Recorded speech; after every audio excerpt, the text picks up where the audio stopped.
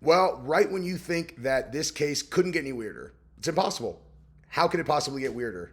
It just did, and by a long shot. Okay, so we got a couple stories to go through right now. I'm in a hotel room now in Colorado. I spent like the entire day filming with Angela Rose. That was really fun, man. She's got great energy, and but what I did not see today while I was filming is this story about Erika Kirk and Barry Weiss and a special guest that they have on the show. That if I was going to list the, I don't know, 50 least likely people that would have been on this show as a guest, I think that this person would have certainly been in the top two, top two, outside of Tyler Robinson, who we know is in jail, right? Like, and when I was going to make that list, it would have been most likely to have been a conspirator in what happened based on the most low-hanging fruit evidence there has ever been. You don't need to believe in international conspiracies or be some kind of investigative genius to recognize that this person who's on the stage is the last person who should be on there for not only that reason and for a dozen others. So we're going to take a look at that because what we're talking about is Hunter Kozac doing an on stage on mainstream media on CBS package with Erika Kirk. You guys do remember who Hunter Kozac is, right? Okay. He's the one who asked the final question to Charlie Kirk, right? And then videos leaked of him preparing his reaction, walking around going like this before he asked a question. And then when Charlie got shot, he went like this. He got caught, practicing his reaction, most likely. And then he said that, oh, no, oh gosh, that's just this thing that I do when someone says something stupid. I go like this.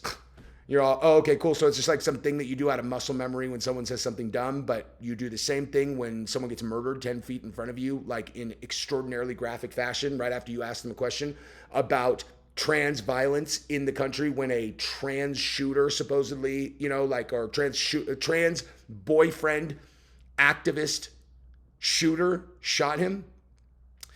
Also, little known fact outside of my channel, very well known fact on my channel, I offered him $20,000 to take a polygraph and he responded and said that he would do it. He said he didn't think it would be enough to satisfy the conspiracy theorists, but he of course would do it for $20,000. I immediately responded, told him I would escrow the money, and he disappeared. And he never, ever, ever came back. That money offer still stands, guy. 20 grand. 20 grand, I'll escrow the money, and you just have to sit down and take a polygraph. I will pick the questions. They will only pertain to the Charlie Kirk incident at Utah Valley. I won't ask about anything that you've been doing, in between classes at school. Now, again, he was on the Unfuck America tour, which followed Charlie around and did counter events at every one of Charlie's stops. He's on video at least 3 or 4 times saying that Charlie's like the demon spawn or the whatever, not exact quotes. I can't remember. I know I've seen him call Charlie evil a bunch of times and then call him names and say these are literally it's the tour existed because they all thought Charlie was the worst person ever. They hated him. And this kid was on that, and he's going to be on this episode with Erika Kirk and Barry Weiss. Why? And then guess what he does with the time, guys? I can't wait to show you. Now, if you guys have not subscribed to the channel yet, why don't you go ahead and do that? I appreciate all the help. You guys did amazing for me today. I recorded a video very late at night in Vegas last night, and that video performed very well. I am even more tired right now, and I'm doing it again. If you guys want to, like the video, forward it around, and subscribe to the channel, that would be amazing, and I will be eternally grateful. All right, so I am going to play this now. And I am going to do my absolute best to get through as much of it as I can before I pause it and start yelling and questioning whether or not I am in the middle of some kind of clown world simulation that exists to just trick me into thinking, I don't know, or like making me just go to like a sanitarium because this cannot be real. Erika, as you know, the last person that Charlie ever spoke to was a Utah Valley student named Hunter Kozac. He was... Nope. The last person he spoke to was a member of the Unfuck America tour named Hunter Kozac, who also has a father who was a producer or some kind of executive at the Jimmy Kimmel show when Jimmy Kimmel subsequently tried to pretend that it was a MAGA kid who had shot Charlie Kirk. And I don't know, maybe push some suspicion off of his son. And then you got to think, what's he doing on CBS right now? Could his executive father have pulled a string to get him on there so we can get him away from suspicion, even though the most suspicious person in this entire thing, except for Lance Twiggs, was that English Jesse on Fire? What? Not really. He was asking Charlie a question that day when he was shot, and he's here tonight, and he wants to ask you a question. Hi there. Erika, I want to tell you how much I appreciate your calls for peace and unity, and I'm likewise horrified by the people in my so-called camp who were cheering about Charlie's murder. I believe that they stoke the flames of violence. And I'm just going to guess, guys, because as usual, I have not watched this.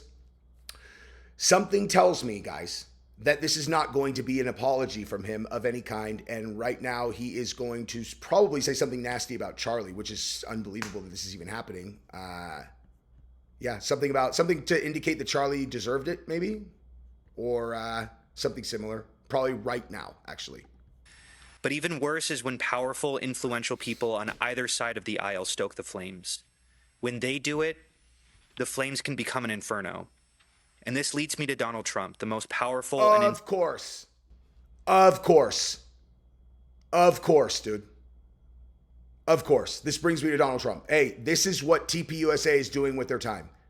TPUSA, this is what you're doing with your media tour. You're bringing on a guy, the most suspicious person in the whole story, on tape practicing, and you're platforming him to ask about Donald Trump's rhetoric. Really? Okay, this is where Erika Kirk, I hope, is going to do that, like, and then she's going to be like, hey, kid, why don't you go fuck yourself as hard as you can? Okay. An influential person on Earth who has more responsibility than anyone else to put the flames out. Just last month, President Trump called on 6 Democratic lawmakers to be tried for sedition, which he clarified was punishable by death. He then reposted a simple message: hang them. Oh my, I can't, dude. I literally can't. I can't. I have no idea what he's talking about. I don't care. I can't. Your party endorsed a candidate for the attorney general in Virginia who said he wanted to murder Republicans' children. Okay, guy? 3 weeks after this happened. Donald Trump, because he's super serious when he's talking about stuff like that. I think that you've been making strides to bring peace to our country, and that turning point has been asking Democrats to decry the individuals who cheer for violence. I have and will continue to decry them. But any good faith effort to stop political violence must hold both parties to the same standard and expectation. So in that spirit, will you condemn the violent rhetoric of Donald Trump, the most powerful and influential person on earth? I fucking dare her to go along with this. I'm telling you this right now, dude. I dare her to go along with this. On my kids, I've not seen what her answer is. If she says anything negative about Trump right here, I am going to lose it in a way that I probably will not be able to post this video. The audacity of this motherfucker, dude. Are you kidding me? Your activist murdered her husband, guy. Okay? You think you're a great actor. Did you guys know he was an aspiring actor, by the way? He seemed, his super compelling performance when he was like, aren't we like human guys? Right afterwards, I was like, yeah, right. That guy, look into that guy. That's before the video of him practicing his reaction came out. And before he refused $20,000 as a college student to take a polygraph. Okay. She better not be down with this. I appreciate your question. You know my heart. Why would I ever say, yes, go murder people? This is so much deeper than just one. I understand your sentiment. I do. But this is also so much deeper than just one person. This starts at the home, okay? This starts with family. This starts with a seed that grows and grows. You can choose to have evil in your heart, or you can choose to have light. What you consume and what you absorb from the outside world will manifest itself. No, I will never agree with political violence. My husband is a victim of it. I'm a victim of it. But what I'm trying to say here is that we can blame everyone else. We have to look in the mirror. When you become a father, when you become a mother, how are you raising your kids? Are you taking responsibility? It is. Okay. And by the way, I just realized why this has me so upset. Like, I just realized exactly what it is because one little glimmer of hope that I had about this case has been stamped out right now. And I'll tell you exactly what I'm talking about. Or are you giving them a device and saying, go down that rabbit hole? I'm trying to go to Pilates class. You can just sit in the corner and look at your iPad or look at your phone and go down that rabbit hole and see what you can learn from that instead of being a parent. So my call to action from that is, parents, step up. Do you want your kid to be a thought leader or an assassin? That's where we're at. Do you think our political leaders have a responsibility to turn the temperature down right now? Well, I think everyone has a responsibility to do that, and I'm doing my part. I'm not in control of other people. Good job, Erika. I can exhale now. Good job. I'm sure that was 100% planned and scripted, but at least you scripted the right stuff and you delivered it halfway believable. Well, before we do anything else, I decided that I wanted to show you this little known interview of Hunter Kozac where he is speaking. I'll give him a fair shake, you guys. I haven't seen this. I have been meaning to do coverage on this. So you guys tell me, all right? This is where he's talking about exactly what happened when Charlie was shot. A little under 6,000. He said something like, we need to account for gang violence. I think I was like, I was in the middle of saying, great, did you run a statistical analysis on that, right? Like essentially saying you have the burden of proof. And nope, you didn't say that. He got shot right after that. I think I was in the middle of saying that when he got shot. I went down pretty immediately, and everyone near me, everyone in the rest of my line, who I'd been talking to for the last few hours, dropped down with me. I remember, I have a brother who was in a school shooting, and I was talking about the distinction between these. That for me, it was there wasn't as much fear as I think I would expect, because I recognized immediately, I think I was a lot more logical than I thought I would be in that moment, where I was like, that's an assassination. He is the target. He is the only target. I am freaked out, but I know that I'm okay. Yep, and that makes perfect sense, guys, because in case you guys haven't heard, there haven't been any shootings on school campuses where someone shoots one person and then they subsequently shoot many others. And because Charlie Kirk was the one who got shot, of course he knew that they weren't aiming for someone else, like his back of his head, and they missed and then hit Charlie. Of course, he knew immediately it's a political assassination. And that's not because he had any foreknowledge of any of it. It's all coincidence that he was practicing his reaction, and the fact that he continues to tell this idiotic story that I've heard him tell 3 different times, which is one of the biggest giveaways there is, because this is one of those moments where everyone is going to behave the same if they don't know what's happening, because it's fight or flight. It is survival instinct. You are going to be terrified. No one is logical in that situation, okay? Are you some kind of special forces operator that's been shot at 1,000,000 times? Are you a special forces operator that somehow knew that this school shooter was no threat to you? You did not hit the floor very quickly. Actually, you walked backwards and went like this, exactly like you were practicing.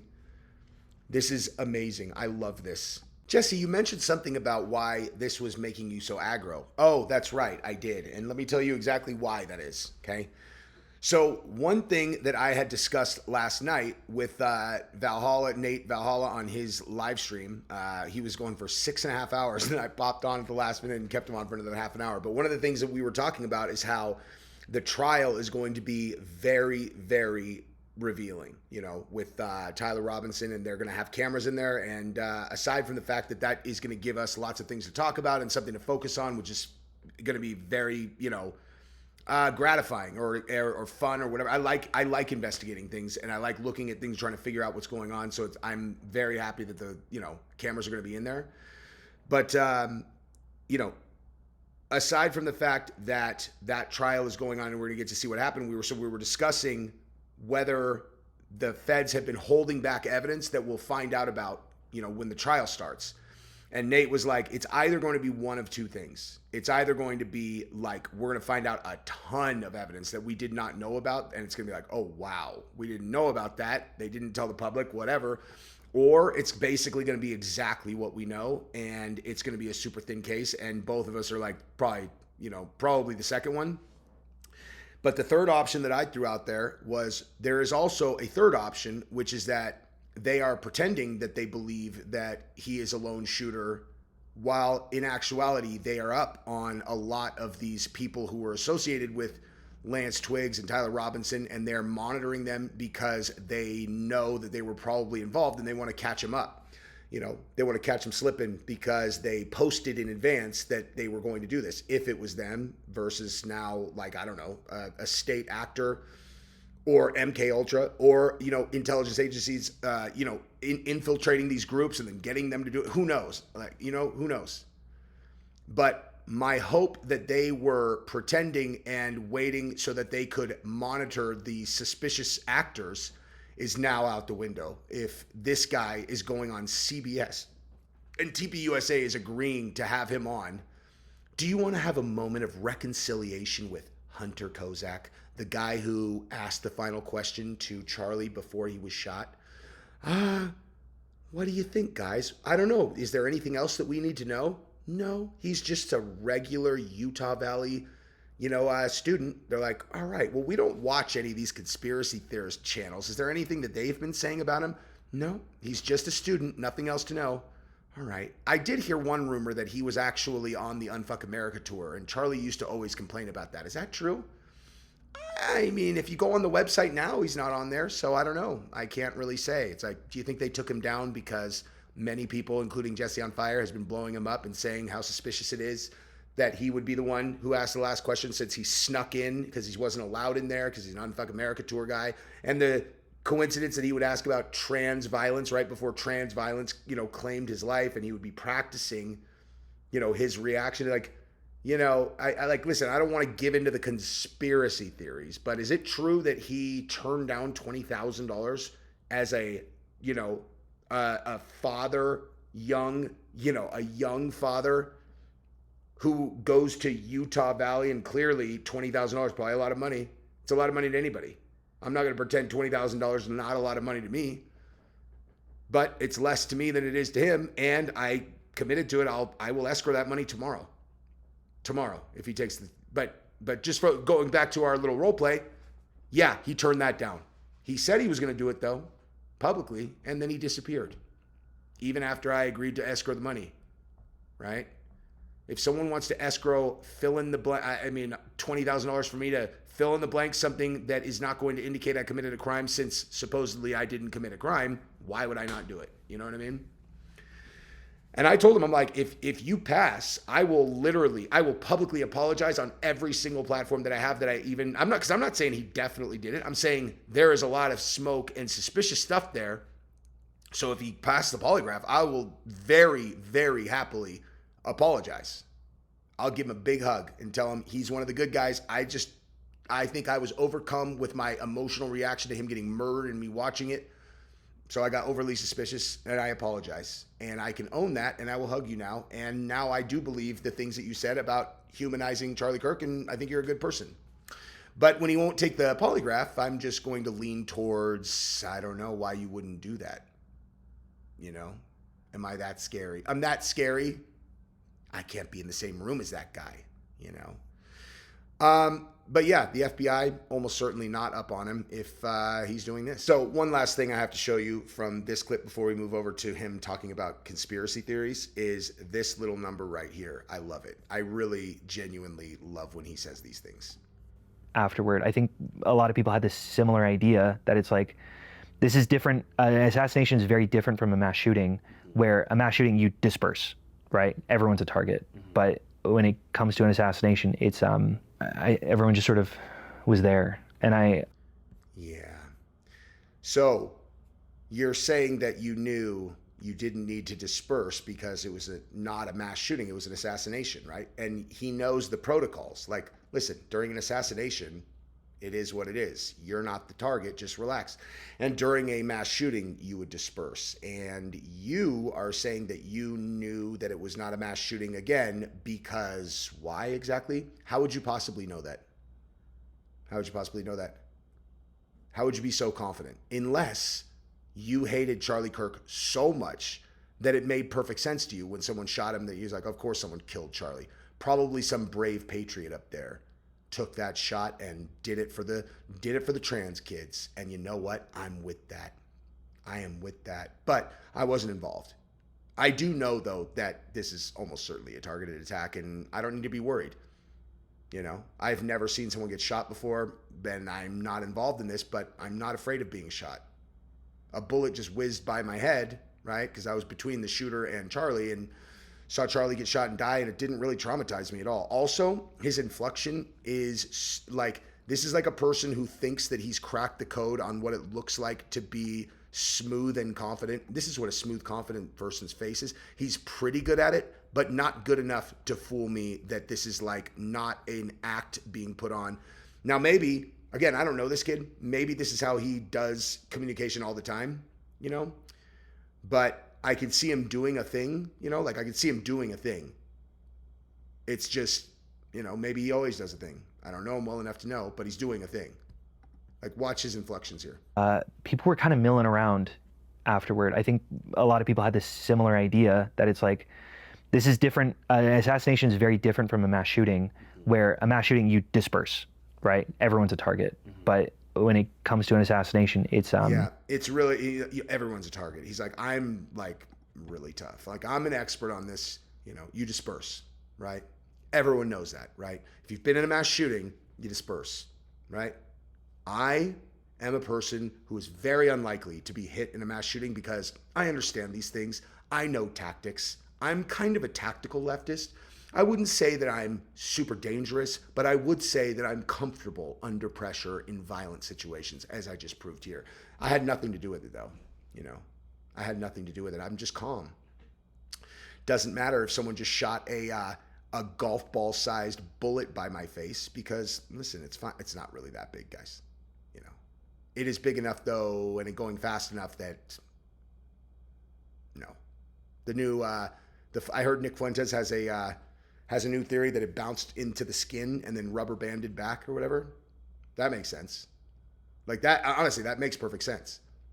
If you've never shot a firearm in your entire life and you also don't know the consistency of skin and flesh. Like, I'm just saying that does line up if you have no idea what you're talking about at all.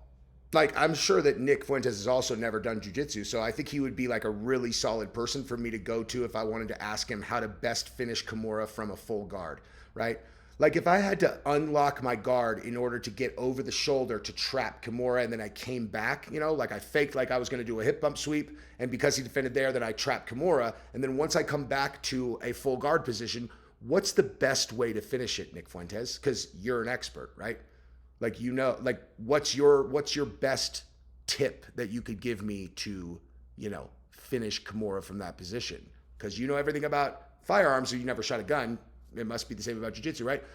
Tell me about your reliance on muscle sweep in no-gi versus gi. Do you still feel like you can trap the wrist and then still get the, you know, can you still kind of grab the arm without the gi, or do you feel like you need to rely on the gi? Because you're an expert, I really am curious how you handle the lack of a jacket when you're trying to muscle sweep. I'm just saying, I really want to know. I want to know. That's probably enough for this video, dude. That is probably enough for this video. But now I'm going to film another one about Tyler Robinson's fake lip reading story that made me laugh out loud.